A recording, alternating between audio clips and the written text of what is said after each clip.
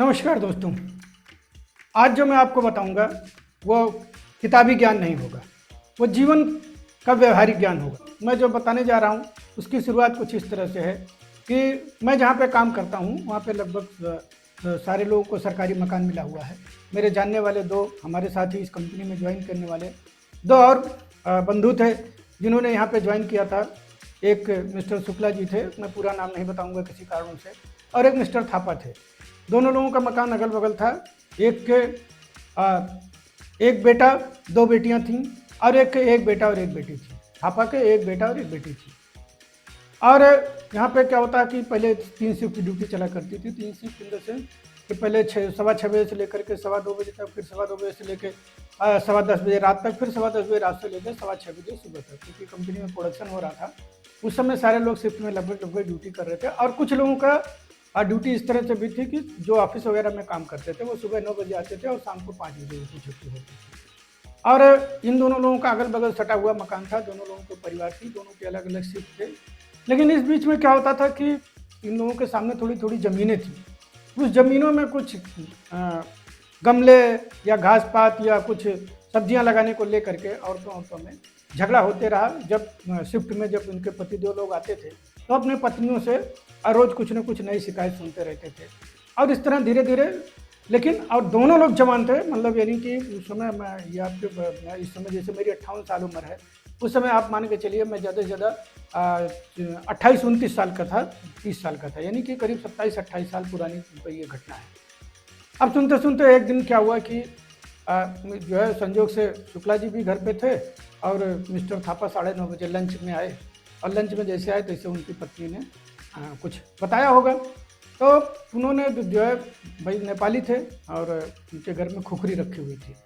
खुखरी उन्होंने पीछे रखा और निकल के शुक्ला जी के घर पे गए और उन्होंने कहा कि भाई क्या बात है शुक्ला जी, और कहा सुनी होती रही। और दोनों लोगों की पत्नियां तो थोड़ी थोड़ी दूर पे खड़े होकर तमाशा देख रही थी।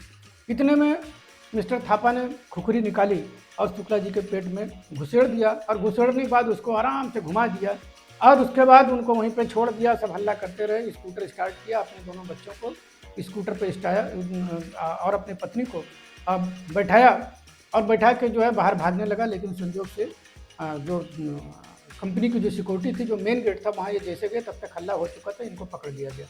पकड़ के जो है पुलिस में हैंडओवर कर दिया गया और बहुत दिन तक ये केस चलता रहा। और केस चलने के दौरान क्या हुआ, जो है टर्मिनेट तो हो ही गए थे। और जो शुक्ला जी जिनका मर्डर हुआ था उनका परिवार तो अंदर ही रह गया और उनका परिवार धीरे धीरे सब मुकदमा लड़ते लड़ते लगभग बराबरी क्या मतलब लगभग सब खत्म ही हो गए। और जो मिस्टर थापा थे, मिस्टर थापा भी जेल चले गए, उनकी पत्नी भी जेल चले गए। और बहुत दिन तक जेल में रहने के बाद किसी तरह से जमानत हुआ। पहले तो इनकी मिसेज की जमानत हो गई 1-2 महीने में, फिर कुछ दिन बाद इनकी भी जमानत हो गई। और जमानत होने के बाद ये यहाँ से छोड़ के दूसरे एक छोटे से शहर में रहने लगे। संजोग से मैंने एक साइड बिजनेस के तौर पे कुछ काम डाल रखा था वहाँ पे, तो मैं वहाँ पे आता जाता रहता था। तो संजोग से एक दिन मिल गए, किसी के थ्रू ये मिल गए और उन्होंने हमसे कहा कि आप हमको अपने यहाँ काम पे रख लीजिए, क्योंकि हमारे अब जो नौकरी तो चली ही गई है, अब मुकदमे में पैसा लग रहा है। जितना पैसा इधर उधर था, सारा पैसा जितनी बचत थी, सारा खर्चा हो गया। तो मेरे बच्चों का किसी तरह से गुजारा हो जाएगा। मैंने उनको अपने यहाँ मैनेजर रख लिया। अब मैनेजर रख लिया तो भाई साहब क्या करने लगे, भाई आदत तो उनकी वही थी। धीरे धीरे कुछ महीने तो आराम से काम करे, बड़े मतलब स्वामी भक्ति से, बड़े मैं उनके लिए बिल्कुल भगवान था। उनकी पत्नी एक दिन आई, कहने लगी मैं ब्यूटी पार्लर का काम जानती हूँ, अगर आप मुझे कुछ एडवांस दे देंगे तो मैं कुछ ब्यूटी पार्लर का काम कर लूँगी और मेरे बच्चों का गुजारा हो जाएगा। मैंने उस ज़माने में भी उनको ठीक ठाक पैसा दिया कि आप अपना ब्यूटी पार्लर खोल लीजिए। फिर एक दिन मुझे कुछ पता लगा कि जो मेरे लिए अप्रिय था, मुझे ये पता लगा कि ये किसी और के लिए भी काम कर रहे हैं।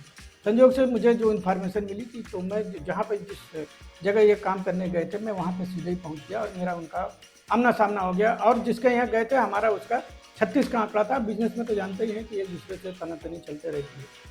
और मैं जब वहाँ गया तो आमना सामना हुआ। फिर मैं इनसे कुछ नहीं बोला, मैं सीधे चला आया।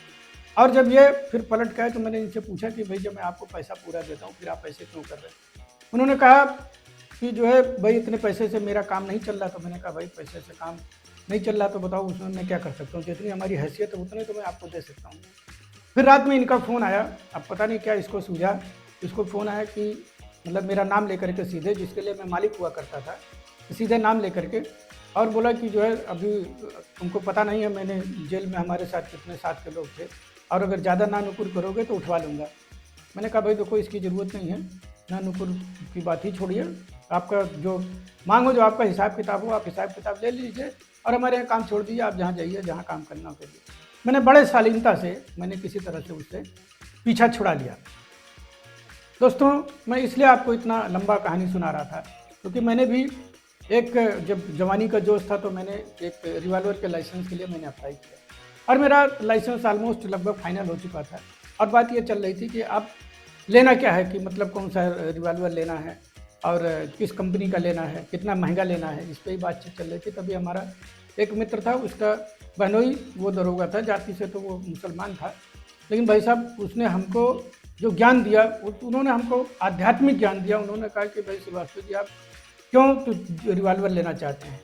तो मैंने उस समय कोई मेरे पास वाजिब जवाब तो था नहीं, क्योंकि वही 28-30 साल 32 साल उम्र नहीं हुई, और उस समय रिवॉल्वर की भी क्योंकि मेरे को कोई ऐसी खानदानी कोई दुश्मनी भी नहीं थी और ना भी कोई, तो मैं इनको कुछ वाजिब जवाब नहीं दे सका। उन्होंने कहा देखिए श्रीवास्तव जी ऐसा होता है, ये जो शस्त्र होता है ना, यह काली का रूप होता है और काली जी को जो होता है वो उनको बलि बहुत प्रिय होती है, और अगर आप हथियार लेंगे तो मैं आपको गारंटी देता हूँ कि आपके हथियार से कोई न कोई बलि चढ़ेगा, चाहे कोई भी, आपके परिवार का हो सकता है, बाहर के परिवार का हो सकता है, कोई आपका दुश्मन हो सकता है, कोई आपका दोस्त हो सकता है। क्योंकि मैंने देखा है कि मैं पुलिस में हूँ, कभी किसी से गलती से रिवॉल्वर चल जाती है, कभी किसी से घर वाले तैश में आकर के रिवॉल्वर छीन के किसी के लिए जो है किसी की हत्या कर देते हैं, या इस तरह से कोई नहीं कोई, या कभी बारात में लोग जाते हैं, हार्स फायरिंग में कोई न कोई मारा जाता है, आमतौर पर मारा ही जाता है। और अगर आपको कोई विशेष अगर ज़रूरत ना हो, कोई विशेष प्रयोजन आपका ना हो, तो मैं तो यही राय दूंगा कि आप मत लीजिए। मुझे उस समय मैं जवान भी था, लेकिन तब भी मैंने ठंडे दिमाग से सोचा और घर पे आके अपनी पत्नी से भी बात किया, और फिर मैं मिलजुल के हम लोगों ने वो रिवॉल्वर लेने का प्लान कैंसिल कर दिया। अब आप देखिए कि मेरे पड़ोस में एक बाबू साहब रहते थे, वो बाहर से आकर के किराए पर रहते थे। एक दिन क्या हुआ कि वो अपने गाँव पर गए थे, बगल में 3-4 किलोमीटर दूरी पर उनका गाँव था। अब वो वहाँ गए तो वहाँ कुछ उनका खेत की लड़ाई चल रही थी और इनके पास एक रिवॉल्वर भी था, एक राइफल भी था, और ये संजोग से ये दोनों हथियार लेकर के गए थे। और वो ये पंडित जी थे, अब पंडित जी ने उनको चैलेंज किया, कुछ कहा सुनी हुई, और उन्होंने चैलेंज किया कि अगर अब तो दुनिया भर हथियार टांगे घूमते हो, अगर दम है तो तुम्हें मार के दिखाओ। अब भाई अब रिवॉल्वर के मैंने अपनी बेइज्जती हो जाए कोई बात नहीं, लेकिन हथियार की भी इंसल्ट हो रही थी कि दो हथियार ले करके, और ये खड़े होकर के गाली सुन रहे हैं। इन्होंने भी निकाला रिवॉल्वर और जो जितनी गोली थी उतना उसके सीने में उतार दिया। आज उस परिवार का जब हश्र देखता हूँ तो मुझे लगता है कि ये कितना खुशहाल परिवार था, जमींदार परिवार था। आज भी उनके पास सैकड़ों बीघा खेत है और वो जो है आज भी जेल में है। पता नहीं क्या हुआ, लोगों का जमानत हो जाता, लेकिन अभी उनके आज भी जेल में है। और उनकी पत्नी, जिस पत्नी के साथ रात भर आराम से सोते थे, उस पत्नी के साथ 1 घंटा या 2 घंटा समय बिताने के लिए उनको अच्छा खासा पैसा देना पड़ता है। दोस्तों ये सारी चीज़ें मैं इसलिए आपको बता रहा था कि ये ज़िंदगी का व्यवहारिक ज्ञान है। अब मैं आपको 7-8 पॉइंट ऐसे बताऊंगा, वीडियो थोड़ी लंबी हो रही है, लेकिन अगर आप 7-8 पॉइंट अगर सुनेंगे तो आपको भी लगेगा कि नहीं, उमेश जी ने जो कहा है वो बिल्कुल व्यवहारिक ज्ञान है। अगर हम इसको अपनी ज़िंदगी में फॉलो करेंगे तो कभी फेल नहीं होंगे। मैं आपको बता दूं, मैं नौकरी भी किया हूं, मैं बिजनेस भी किया हूं, और मुझे कई सारी चीज़ों का थोड़ा बहुत ज्ञान है। मैं अपने आप को बहुत ज्ञानी तो नहीं बताऊंगा, लेकिन जो मैं आपको बता रहा हूं वो पूरे जिम्मेदारी के साथ और पूरे अनुभव के साथ बता रहा हूं। जो मेरे पे बीती है वो मैं आपको बता रहा हूं। अगर आप बच्चे हैं, अगर आप जवान हैं, तो आप अगर ये सुनेंगे समझेंगे तो हो सकता है कि आप अपनी ज़िंदगी में इसको फॉलो करें, तो जो गलतियाँ हमसे हो रही थी वो आप ना करें। इस वजह से सबसे पहला पॉइंट है कि अगर आप बिजनेस कर रहे हों तो कभी भी उधारी वाला बिजनेस ना करिए, या अगर उधारी वाला बिजनेस भी अगर करिए तो कम से कम इतना उम्मीद करके चलिए कि अगर मान लीजिए जो आपकी लागत है, जैसे मान लीजिए कोई चीज़ आपने 100 में खरीदी और 125 में बेच रहे हैं, तो आप कम से कम 98 या 100 रुपया या 105 रुपया तो कम से कम ले ही लीजिए। उतने पार्ट उधारी करिए जिसमें आपका अगर वो चला भी जाए तो नुकसान ना हो। क्योंकि हमने देखा था कि हमारा साल में लाखों रुपया चला जाता था, लेकिन नुकसान चला जाता था। कई बार तो ऐसे होता था कि किसी के यहाँ कोई चीज़ उधारी है, आदमी मुंह पे कह देता था। एक बार हुआ मेरी ज़िंदगी में, मतलब जो आदमी मेरा आके पैर छूता था कि मुझे उधारी दे दीजिए, मशीन हमको उधारी दे दीजिए और मेरी ज़िंदगी पार हो जाएगी, मेरे पास चाहे इनकम बढ़ जाएगी, मैं धीरे धीरे आपको पैसा दे दूँगा। बाद में जब पैसा देने की बात हुई, जब मैं एक दिन, हमारे तो आदमी जाते थे मांगने, लेकिन एक दिन जब मैं खुद ही उनसे मांगने गया तो उन्होंने कहा है उमेश पैसा नहीं देंगे, जो करना हो कर लेना। और मैं चुपचाप बिना उनसे कुछ हीला हवाली करे मैं चलाए, क्योंकि 2-2,500 रुपये के लिए ना मैं FIR करने जाता। अगर FIR करने जाता तो हो सकता उतना तो हमसे इधर उधर में खर्च हो जाता, लोगों को चाय पानी पिलाने में, लोगों को कुछ करने में खर्चा हो जाता। 2-2,500 रुपये के लिए ना मैं FIR करने जा सकता था और ना मैं उनसे मार करने जा सकता था। मैंने 2-2,500 रुपये छोड़ दिया। और फिर इसके बाद भी लाख मना करने के बाद हमारे तमाम सारे साथी जो हमारे यहाँ जो काम करते थे, वो भाई लोग उधार कहीं ना कहीं करके चले आते थे। और जब उधार करके चले आते थे तो वो पैसा 90% तो रिकवर हो जाता था, लेकिन 10% पैसा डूब ही जाता था। उसमें कोई ना कोई एक ऐसा आदमी मिल जाता था जो साफ मना कर देता था कि नहीं देंगे पैसा, जो करना होगा। अब अगर 2,000-2,500 रुपये के लिए अगर हम जाते मार करने या हम जाते पुलिस केस करने या मुकदमा करने, तो मेरे समझ से तो ये बिल्कुल बुद्धिमानी वाली बात नहीं थी। तो मैं यही कह रहा हूँ कि आप जो भी बिजनेस या अगर बिजनेस कर रहे हो तो कभी भी ऐसा बिजनेस ना करें कि जिसमें आपकी अगर पूंजी डूबे, तो मतलब अगर आपका डूबे तो आपका जो मुनाफा वाला पार्ट है उतने डूबे, आपका पूरा पूंजी ना डूबे। कभी भी इस तरह का लेन देन मत करिए। कभी अगर किसी हित मित्र को भी अगर उधार व्यवहार दीजिए तो कभी भी उतना ही दीजिए कि जितना अगर वो मित्र अगर आपको वापस ना करे तो आपकी सेहत पे कोई फर्क ना पड़े। दूसरा, मैं आपको बता दूं कि हमेशा अपनी मेहनत पे भरोसा करिए। ये जुआ, लॉटरी, सट्टा और गेम पे कतई मत भरोसा करो, क्योंकि मैंने देखा है कि हमारे यहाँ हमारे एक साथी हैं, काम करते हैं, वो उनको किसी ऐप पे कोई धन समथिंग करके ऐप था, उस ऐप पे उनके लड़के ने लोन ले लिया, करीब 2,90,000 रुपया लोन ले लिया। और उसकी भरपाई हमारे जो साथ के जो हमारे जो सहकर्मी हैं वो कर रहे हैं, क्योंकि वो लड़का तो लोन लेकर के खर्चा कर दिया। वो जो है उसको भाई लोन लेने के लिए लोग उत्साहित करते हैं, उसने लोन ले लिया और उसके बाद उनसे ज़बरदस्ती जब रिकवरी की बात आई तो उनके पिताजी उसकी किस्त भर रहे हैं। हमारे यहाँ एक और हमारे मित्र हैं, उनका एक लड़का कहीं काम करता है, किसी कंपनी में काम करता है और बहुत होनहार, बहुत अच्छा लड़का था। लेकिन मैंने अभी सुना कि वो भी किसी तरह से के गेम में 75 लाख रुपया हार गया, यानी 75 लाख रुपया हार गया। और 75 लाख रुपए की भरपाई उसको अपना मकान जो उसने EMI पे ले रखा था, दिल्ली में फ्लैट ले रखा था, उसको गिरवी रखा। उसके पिताजी रिटायर हुए, वो जितना फंड वगैरह पाए थे वो सारा पेमेंट उन्होंने किया। और इसके और मैं आपको बता दूं, हमेशा ये राय दूंगा, अपने बच्चों को भी आप ये राय दीजिएगा कि कभी भी अपनी मेहनत से जो आपका जो अपना मेहनत होता है उस पर भरोसा करिए और वही आपके काम आ सकता है। ये सब सट्टाबाजारी और ये सब, ये कभी हमेशा आप इसमें आपका नुकसान होगा, कभी फायदा नहीं हो सकता है।